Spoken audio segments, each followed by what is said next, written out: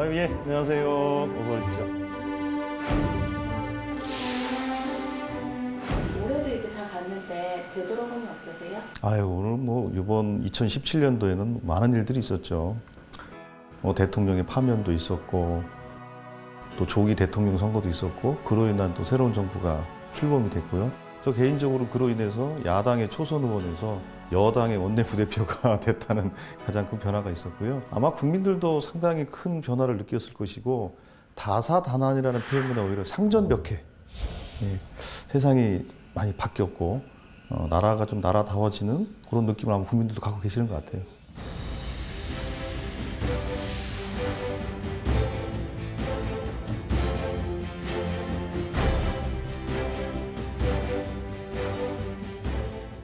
오늘 소개시켜 주실 책은 뭔가요? 예. 저 책장으로 가겠습니다. 예. 어디 있더라? 여기구나. 이겁니다. 리싱크. 오래된 생각의 기환.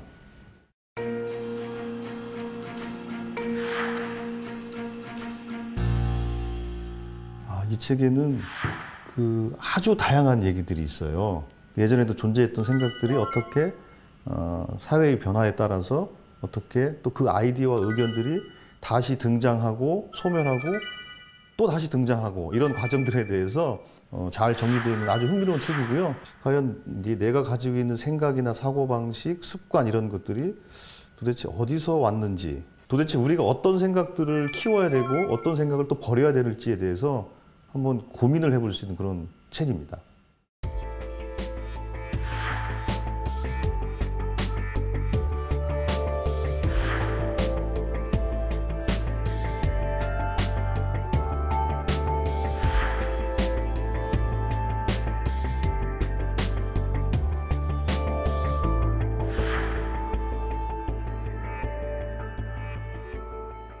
우리가 지금 현대사회를 살아나가는 데 있어서 가장 중요한 덕목 중에 하나를 우리는 창의성이라고 얘기를 하는데요. 그 창의성이라는 덕목이 갑자기 무슨 해 아래 새 곳을 뚝딱뚝딱 만드는 것이 마치 창의성인 것처럼 오해할 수가 있는데, 이 저자는 창의성이라는 것조차도 역사적 맥락에서 또 사회 변화의 산물이다라고 이렇게 말씀을 하고 있는 겁니다. 우리가 현재의 아이디어가 과거에서부터 어떻게 변화하고 발전하고 변모해 왔는지에 대해서 깊이 있게 성찰하는 자세가 바로 창의성의 출발이다. 이렇게 이제 이 작자는 주장을 하고 있는 것이고요. 창의성은 종종 다른 영역에 속하는 기존 아이디어들을 통합하는 능력으로 정의된다. 그러나 간과되었던 아이디어가 지닌 가치를 깨닫는 상상력일 수도 있다.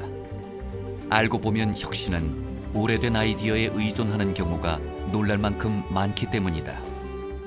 혁신은 무조건 독창적이고 유례가 없으며 과거로부터 급격한 단절을 이루어야 한다는 생각이 지배적이다. 이렇게 생각하는 사람들은 발견이 실은 재발견인 경우가 얼마나 많은지 잊고 있다. 이제는 추를 약간 되돌릴 때가 되었다.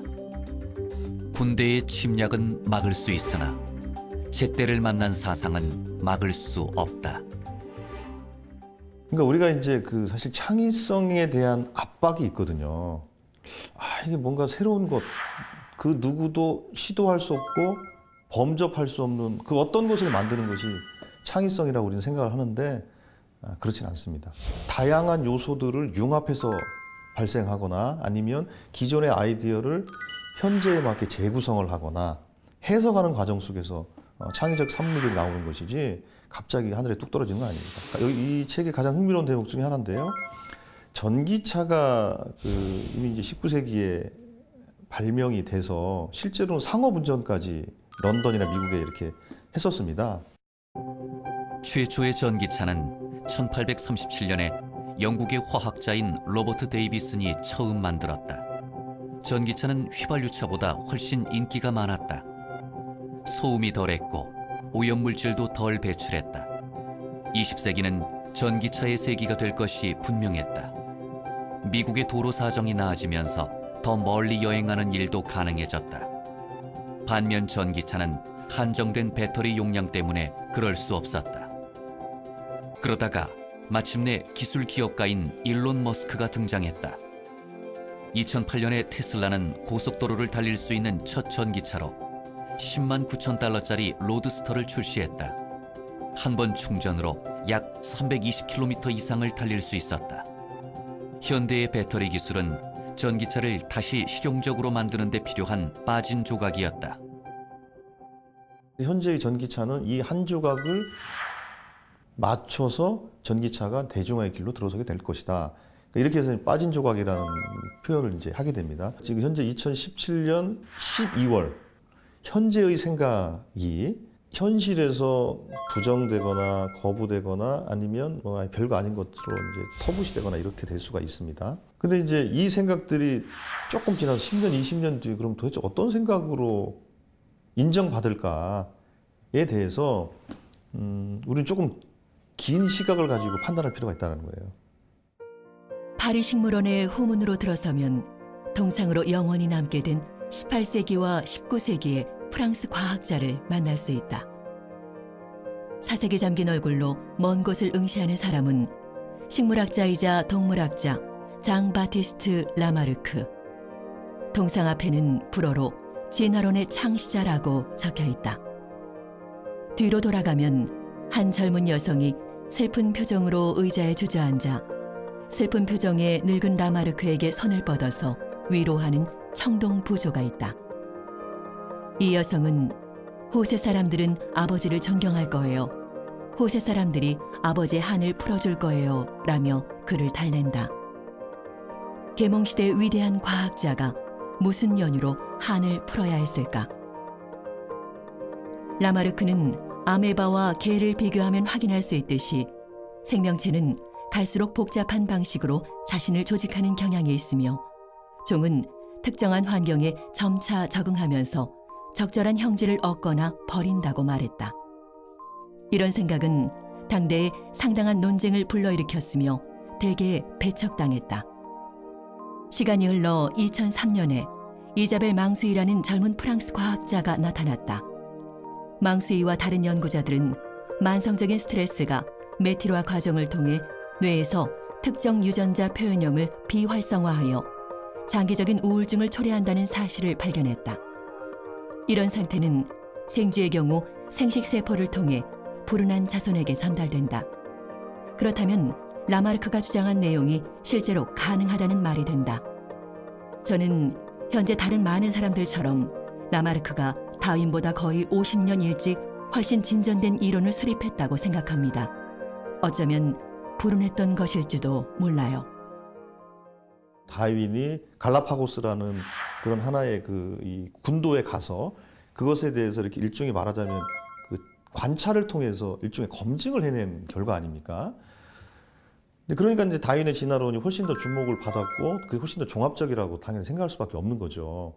그런데 그 이후에 이제 생물학의 발전이라는 게 특히 유전학의 발전, 후성 유전학이라든지 또 유전자의 발기, 유전자 지도까지 나오는 상황에서 그리고 이제 진화에 미치는 그 심리적 요인도 또 중요하다고 또 지금 얘기가 되고 있는 거거든요. 라마르크의 주장이 다시 해석이 되는 거죠. 그래서 보니까 당연히 이제 라마르크가 오히려 진화론의 원조다. 이제 이렇게 이제 인정할 수 있는 것들이 생기게 된 거죠. 그 시대적 제약에도 불구하고 그런 비주류적 도발적 아이디어들이 이 주류적 의견 계속 충돌을 했기 때문에 이 생각들이 변한 거거든요. 그리고 이 생각의 변화가 결국에는 사회 변화까지도 끌어온 것이니까요. 물론 이제 근데 이게 또 조심해야 될 부분도 있어요. 그러니까 이게 고집으로 되면 곤란하니까. 이게 참 묘한 부분이죠. 고집이 안 되면서도 그러면 이 생각의 아이디어나 이 원형을 어떻게 지켜나갈 것인가. 그게 참 어려운 숙제긴 해요. 2016년 1월 래퍼 바비레이 비오비는 트위터에 지구가 실은 평평하다는 과학적 사실을 팬들에게 가르치는 글을 올렸다. 한 명의 래퍼만 그러는 게 아니다. 전직 프로게이머이자 소프트웨어 컨설턴트인 마크 사전트라는 미국인이 유튜브에 올린 지구가 평평하다는 단서들이라는 영상은 수백만 회의 조회수를 기록했다. 이는 대단히 특이한 일이다. 우리 모두가 지구는 평평하지 않다는 사실을 알며 지구 평면론자들은 뻔한 헛소리를 믿는 사람들이라고 생각하기 때문이다. 그렇다면 대체 지구가 평평하다고 믿는 까닭은 무엇일까? 과거의 어떤 아이디어들은 완전히 틀린 것이어서 결코 되살아나지 않아야 마땅하다. 그런데도 되살아난다. 바로 좀비 아이디어다. 이런 아이디어는 죽이려고 해도 죽지 않는다. 이는 웃기는 일이지만 동시에 문제이기도 하다. 인류가 거듭되면서 발생됐던 여러 가지 이 해학적인 아이디어들이에요. 또 이 저자는 몇 가지 경제학적 가설들에 대해서도 낙수 이론이라든지 부유층들한테 뭔가 이렇게 되면 자연스럽게 이제 이 하층까지 뭔가 물이 쭉 흘러내려갈 것이다라는 경제 정책이라든지, 그리고 민영화는 선이고 규제를 푸는 것만이 선이다라는 이런 주장들이 있거든요. 근데 그러면 이제 그럼 우리나라에는 도대체 이 어떤 좀비 아이디어가 있을까? 대표적인 게 지역 감정과 색깔론이죠. 정말로 아직까지도 그냥 뻔뻔히 나오고 있는 그 주장들이에요. 선거 때만 되면. 그래서 이 좀비 아이디어는 건전한 상식의 수준에서, 그리고 오래된 생각의 창의적 해석을 통해서 이 좀비 아이디어는 퇴치시켜야 된다. 이렇게 이제 생각을 합니다. 보편적 기본소득은 20세기에 들어서야 정치학계에서 진지하게 받아들여졌다. 사실 이 생각은 지금까지 100년에 걸쳐 세 번째로 되살아났다. 1920년대와 1970년대에도 관련 논의가 진행되었으나 학계로부터 버림받거나 변방으로 밀려났다. 히스 정부는 1972년 혹은 1973년에 기본소득 제도를 도입하는 문제를 진지하게 고려했다. 그러나 얼마 후 히스 정부는 선거에서 패배했고 국민들에게 돈을 그저 준다는 생각은 논외의 대상이 되었다. 그러다가 금융위기가 일어난 후 보편적 기본소득이라는 아이디어는 가장 텔레비전에 맞는 방식으로 다시 돌아왔다. 2014년 가을 스위스에서는 시위자들이 스위스의 전체 인구수에 해당하는 800만 개의 동전을 의회 밖에 쏟아부었다. 이 시위는 보편적 기본소득 운동의 포문을 열었다. 운동가들은 보편적 기본소득이 주어지면 모두가 인간에게 맞는 삶을 살고 공적 문제에 참여할 수 있을 것이라고 주장했다. 그러니까 이제 기본소득이 세 번에 걸쳐서 출현했다 사라지고 다시 세 번째 등장하는 거다, 이렇게 얘기를 해요. 공상적 사회주의 시대부터 해가지고. 근데 이제 그 시절에 얘기했던 그런 기본소득의 개념과 지금 4차 산업혁명에서 얘기하고 있는 기본소득의 개념은 다르거든요. 그때는 생산력이 낮은 수준이지만 그 낮은 단계에서의 이 부나 재원을 어떻게 고르게 분배할 것인가 문제였거든요. 근데 지금 4차 산업혁명의 기본소득 개념은 그거랑 다르죠. 생산력이 기계와 AI나 이런 것으로 대체되는 상황에서, 그럼 사람들이 일자리가 없어지는 상황에서의 그럼 사람들의 삶의 조건을 어떻게 해야 될 것인가? 로봇이 모든 일자리를 없애버리면 어떤 일이 일어날까? 기술이 일자리를 없앤다는 사실은 불안을 초래한다. 일자리를 잃은 사람들에게 안전망이 제공되어 그들이 폐품 취급을 당하지 않고 더 흥미로운 일을 하게 되지 않는 한 말이다. 기본소득은 종종 유토피아적인 생각으로 묘사된다. 모두에게 무상으로 돈을 주는 일은 반사적으로 윤리적 저항을 불러일으키는 것일까? 기본소득에 저항하는 또 다른 시각은 너무 단순하다는 것이다. 원래 우리는 복잡하고 정교한 아이디어를 중시하는 경향이 있다. 그래서 너무 단순한 아이디어는 순진하다고 평가한다. 세상에 존재하는 온갖 미묘하고 은근한 차이들을 고려하지 않기 때문이다. 그러나 사람들에게 그냥 돈을 주는 것 같은 단순한 아이디어가 사실 좋을 때도 있다. 고대의 원시 시대의 우리의 노동과 그 최근 우리가 하고 있는 노동을 비교를 해보면 다르지 않습니까? 그때는 그 노동과 유희, 그 정치와 종교 이런 것들이 다 분화가 안 된 상태에서 이렇게 그 하나의 그냥 원시적 형태로 이렇게 그 응집돼 있거든요. 인류가 진화하면서 진보하면서 그것이 점점점 분화가 되기 시작한 거거든요. 지금까지는 계속 분화를 해온 거예요. 그렇게 분화됐던 것이 이제는 다시 또 모아지는 과정으로 가는 게 저는 4차 산업혁명이라고 생각을 해요. 그래서 저는 오히려 사람이 할 일은 훨씬 더 많아질 것 같아요. 지금 걱정을 하지 않습니까? 사람이 할 일이 없어질 거다. 부분적으로는 그게 맞아요. 그러나 사람이 사람이게 하는 그 원형이 있지 않습니까? 그거는 이제 사회적 동물이기도 하고 예술적 존재이기도 하고 또 종교적 존재이기도 해요. 그런 요소들이 저는 또 조금 더 강화될 거라고 봐요.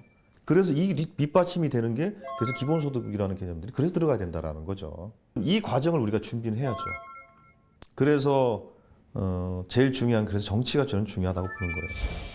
구성원들의 소통과 합의를 만들어내는 게 결국은 정치인데, 그러니까 누군가를 대리하고 대표해서 일한다라는 이런 소극적인 의미를 뛰어넘어서 정치인이 그 어떤 사회에 대한 소통과 합의 구조를 잘 만들어 나가는 게 정치인의 역할이라고 저는 생각을 하고 있고, 그리고 이제 비록 이제 초선 의원이지만 어떤 그런 방향으로 제 정치적인 그 포부나 정치적인 계획을 좀 세워 나갈 겁니다.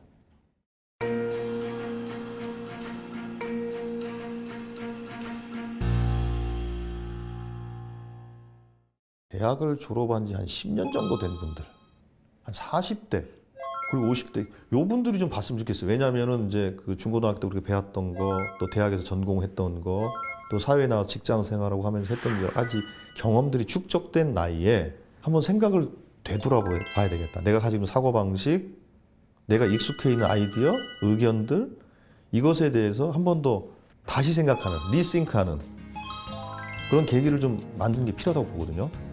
저는 그래서 그런 분들한테 좀 추천을 하고 싶어요.